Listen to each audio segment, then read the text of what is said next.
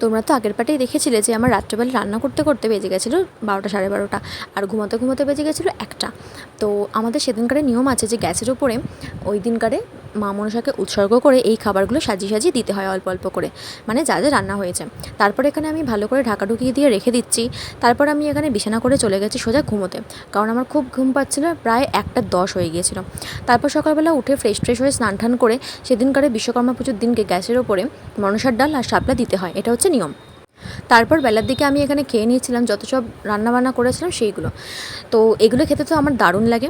তো যাই হোক, তারপরে খাওয়া দাওয়া করে দুপুরের দিকে রেডি হয়ে চলে যাচ্ছি একটা বান্ধবীর বাড়িতে। বান্ধবীর বাড়িতে যেহেতু সেদিনকার নিমন্ত্রণ ছিল সেই জন্য গেছিলাম চলে, কিন্তু এত পরিমাণে রোদ আর গরম পড়েছিল যে আমার অবস্থা একদম কাহিল হয়ে যাচ্ছিলো।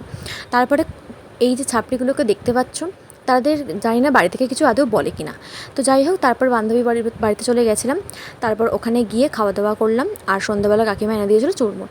তারপর এটা হচ্ছে ওর পাখি, প্রায় 6খানা পাখি রয়েছে এইখানে। আরও পাখি আর মাছ খুব ভালোবাসে। এই হচ্ছে পুচকি মাছটা, অনেকগুলো মাছ ছিল, মরে গেছে।